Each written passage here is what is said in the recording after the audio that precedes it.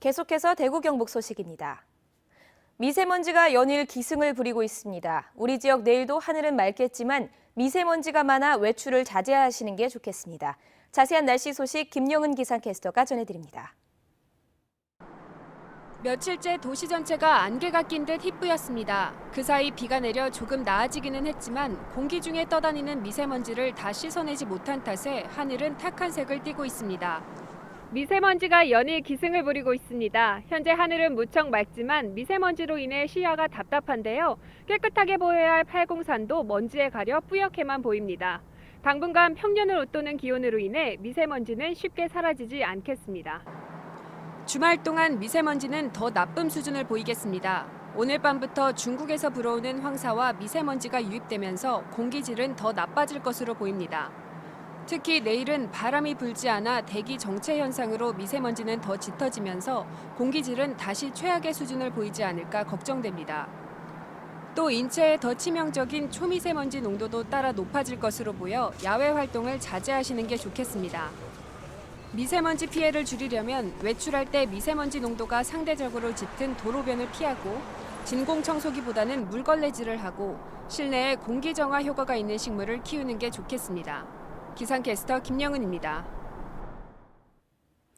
대구지검 특수부는 뇌물수수 혐의로 한국서부발전 60살 김모 본부장에 대해 구속영장을 청구했습니다. 김 본부장은 2016년 서부발전이 진행하던 김천 연료전지발전소 신재생 에너지 사업과 관련해 두 차례에 걸쳐 4,500만 원의 뇌물을 받은 혐의를 받고 있습니다. 검찰은 김 본부장이 신재생에너지 공급 인증서의 구매 의향 단가를 높여주는 명목으로 돈을 받았다고 설명했습니다. 경상북도 출자 출연기관인 경북개발공사의 새 사장 후보자가 오늘 내정될 가능성이 높아 첫 내부 출신 사장이 생길지 관심입니다. 현재 경북개발공사 새 사장 후보는 안종록 전 경상북도 건설국장과 석태용 현 경북개발공사 신도시 사업단장 2명이 추천돼 도지사의 결정을 기다리고 있는데 오는 29일 도의회의 최종 후보자 인사검증위원회를 앞두고 있어 절차상 오늘 후보자가 결정돼야 합니다. 석태용 신도시 사업단장이 내정될 경우 현 30개 경상북도 출자 출연 기관 중 유일하게 내부 출신 기관장이 됩니다. 안동대학교는 올해 학부 입학금을 폐지하고 등록금은 동결하기로 했습니다. 안동대는 2009년부터 10년 동안 등록금을 인하하거나 동결했는데 학기당 등록금은 인문사회계열 159만 원, 이학체육계열 191만 원, 공학미술계열 206만 원으로 전국 최저 수준입니다. 안동대는 장학금은 계속 확대할 방침이라며 부족한 예산은 정부 지원 사업 유치와 발전 기금 모금, 수익구조 창출 등으로 보완할 계획이라고 밝혔습니다. 김한곤 경북 성주 군수가 6.13 지방선거 불출마를 선언했습니다. 재선인 김한곤 군수는 지방선거 때마다 성주 지역에서 문중대결로 분열과 갈등이 생겨 불출마를 결심했다고 밝혔습니다. 또 후배에게 길을 열어주는 것이 선배의 도리라며 이 기회에 문중대결도 종식되길 바란다고 덧붙였습니다.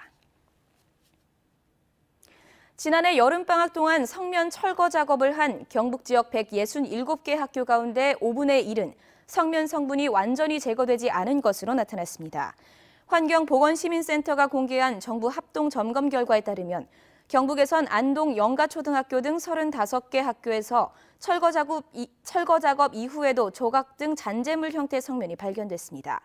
경북에선 이번 겨울방학에도 135개 학교에서 추가로 성면 제거 작업이 진행 중이지만 공사에 대한 환경부와 교육당국의 관리 감독이 여전히 소홀하다고 환경보건시민센터는 지적했습니다. 경북도는 사드 배치 지역에 대한 정부의 지원 사업 추진이 지지부진하자 성주군 김천시와 공동 대응하기로 했습니다. 경북도 등은 지원 사업에 대한 정부 차원의 관심과 예비 타당성 조사 면제 등 대책을 요구하는 한편 개별 사업 전단 추진팀을 구성해 사업성을 다시 검토하고 내년 국비 사업에 들어가도록 노력할 방침입니다. 지금까지 대구 경북 소식이었습니다. 고맙습니다.